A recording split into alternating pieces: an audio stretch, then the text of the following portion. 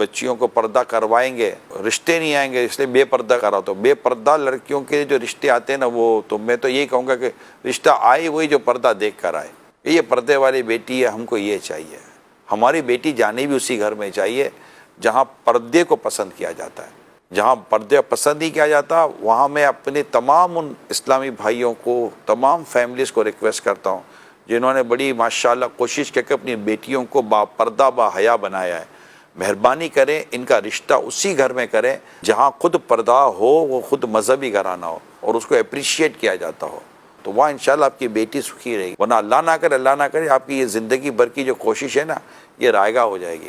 اسی طرح اگر آپ کا بیٹا الحمدللہ سنتوں بھرے ماحول میں ہے، نیکی کی طرف ہے اور سنتوں پر عمل کرتا ہے، باشرع ہے، نمازی ہے، پرہیزگار ہے، تو اس کی شادی بھی کسی بے پردہ لڑکی کے ساتھ نہ کرائیں. ایسی جگہ پر نہ کرائیں کہ جہاں بیچارہ آزمائش میں آ جائے. پھر آپ بولو کہ کٹ کر رہتا ہے تو بھائی کیا کرے گا؟ کیا گناہوں میں پڑے گا؟ پھر عورت خدا نہ کرتا بے پردہ آ گئی تو یا تو گھر چلے گا یا پھر پتہ نہیں کیا ہو جائے گا.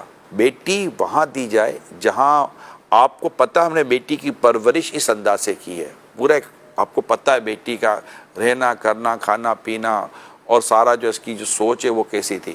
تو اس کو سامنے رکھ کر بیٹی کا رشتہ کرے تاکہ بیٹی بالکل ایسا نہ ہو کہ بالکل موسم ہی بالکل بدل جائے. یہ تو بالکل گرمی میں رہنے کا عادی اگر سرد موسم میں چلا جائے اس کا حال کیا ہوگا؟ اسی طرح جو سرد موسم میں رہتے جو گرمی میں آ جاتے ان کا حال کیا ہوتا؟ ابھی UK والے یہاں آتے ہیں ہمارے یہاں گرمی میں، ان کا جینا مشکل ہو جاتا ہے، نہیں رہ پاتے. کیوں؟ ان کو عادت نہیں ہے.